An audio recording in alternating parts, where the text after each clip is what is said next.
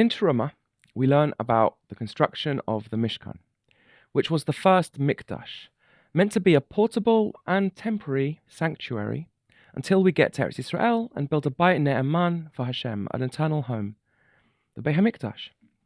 So what does it mean to build a home for Hashem? The idea of a Beit HaMikdash, a physical place where Hashem dwells, feels distant to us today.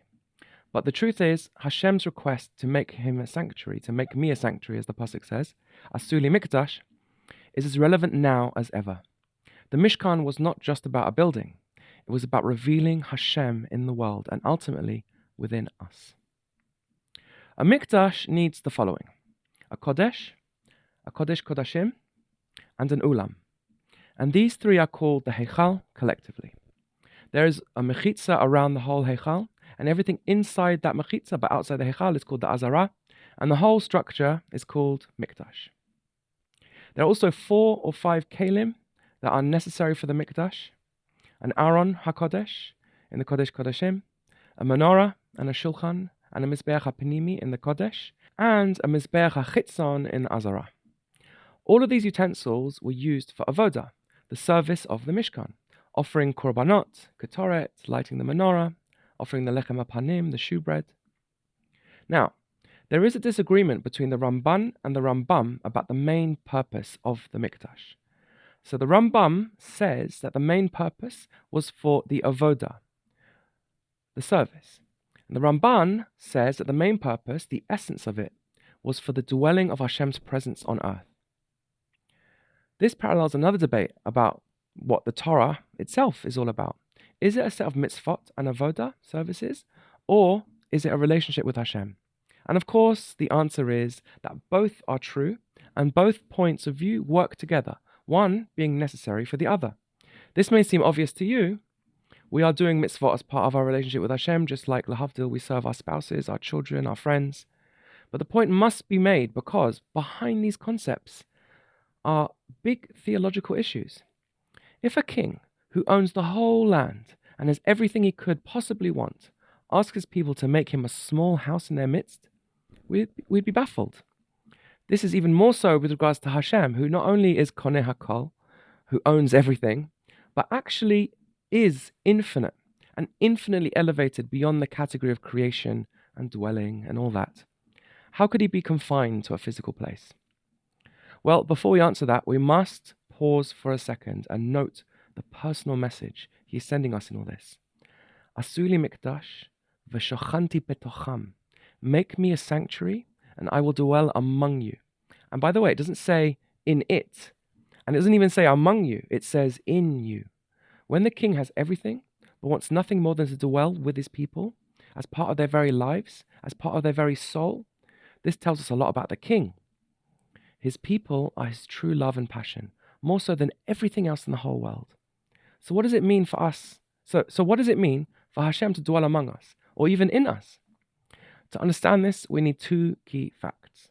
The first is that both the Mikdash and our very souls are structured exactly the same.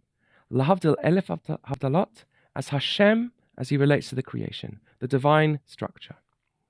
As the Chachamim say in Brachot, Ma hakadosh baruch hu maleh kol ha'olam, af neshama malet et kol haguf. Just like Hashem fills the creation, so too a soul fills the body. And later it says, Ma hakadosh baruch hu yoshev bechadrei chadarim, af neshama yoshevet bechadrei chadarim.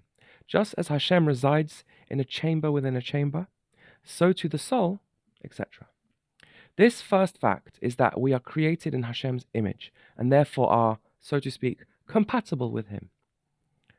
The second fact is brought down by the Ramban's own teacher, Rabbeinu Azriel Migerona. Ein sof hu shlemut beli chisaron, ve'im toma sheyesh lo koach bli gvul, ve'ein lo koach b'gvul, ata mechaseh shlemuto. Hashem's perfection is without flaw. And if you were to say that he has the power of infinity, but he does not have the power of finitude, you're detracting from his perfection. Hashem is so great that he isn't even infinite. He's beyond infinite, and therefore paradoxes of him being too infinite to fit in the world just don't apply. The Mishkan was finite, with precise measurements, yet within it the Holy of Holies contained the Aron that took up no space, a fusion of the infinite and the finite. Hashem is everywhere, yet he chooses to reveal himself in one place because the ultimate goal is not to escape this world, but to transform it into a home for him, a dira bitachon. Just like the Beit HaMikdash, our own lives can be holy spaces where the infinite meets the finite. This is not just a poetic idea. Chazal explicitly state the structure of the human soul reflects the structure of the Mikdash. Just as the divine presence dwelled in the Kodesh Kodashim, our deepest essence, our neshama, is a vessel for Hashem's presence. Now, as per the Gemara and Brachot that we just quoted, there are two ways that the soul fills the body.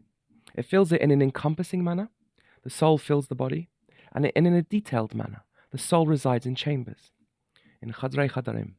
These chambers correspond to the Kelim in the Beit HaMikdash, and I will start with them. We all know that our soul fills our body and gives life to all our limbs. When the light of our soul goes into our brain, one of our limbs, we think. When it goes into our eyes, we see. When it goes into our hearts, we feel love and fear, etc. This parallels the Beit HaMikdash. The menorah on the south side corresponds to love, specifically the deep, hidden ahava rabbah that we have for Hashem that goes beyond our intellect. The Shulchan on the northern side corresponds to fear, which I said in a previous shir corresponds to absolute unbounded fiery love. The penimiyat of Yira is rechavot, unbounded, limitless love. Ki azak kamavet ava kasha chishol kin'a rishafeha rishpei esh shalavetia. By performing the services of these utensils, we not only demonstrate our love for Hashem, but we draw down His own corresponding love into the relationship so that we can see how the service is in service of Hashem, of the relationship between us and Him. Bring it down to earth, so to speak, in our very lives. Indeed, even though the Beit HaMikdash was destroyed, we can still do this in our very souls, in our very own service of tefillah and mitzvot. Now, the other way that the soul fills the body is in an encompassing way. When I want to move my hand, it moves immediately. There's no delay. This means that my soul's will, my soul's ratzon, is equally in my whole body in a hidden way. We cannot see ratzon. We're just aware of its existence through its effects. This is because ratzon is called an orim makif. It is more infinite and unified than the light that fills the chambers. For example, right now I'm speaking to you with my mouth. But this is all happening because I greatly enjoy speaking to you. You can't see my enjoyment. Well, I guess you can in my face. But you can't actually see my enjoyment itself. But you can see the result that it produces. Indeed, here is the secret. What does it really mean for Hashem to dwell among us and squeeze His infinity into the world? It is His infinite desire for us, so bright that the world literally glows with it, so much that if we could see it, we would be blinded. Therefore, He is in exile, so to speak. However, by refining ourselves through tefillah and mitzvot, and in this case especially Torah study, we refine ourselves so we can merit to see this great light without going blind, like the Baal Shem Tov, for example, or the Alter Rebbe. We become a home to Hashem's presence on earth, and indeed, His desire for us is welcome in our hearts. This is, as I said, achieved predominantly through Torah study. As Yeshayahu says, O yechazik b'm'uzi shalom ya'aseh shalom li. If Israel would take hold of my stronghold, she would make peace with me. Indeed, she would make peace with me.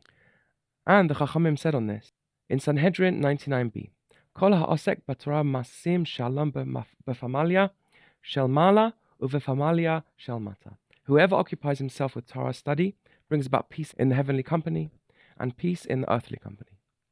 The luchot were placed in the ark, which represents the infinite oneg on Ratzon of Hashem. The luchot were placed in Aron HaKodesh, in the Holy of Holies, the Kodesh Kodashim, which represents the infinite oneg of Ratzon of Hashem that we were talking about. And through its study, we make this shalom with the infinite and the finite, so that Hashem's encompassing light can shine in the chambers of our hearts, and Bezrat Hashem, in the third Beit HaMikdash, Hashem's Bayit HaGadol VaHaKadosh, B'miriam B'yameinu. Amen.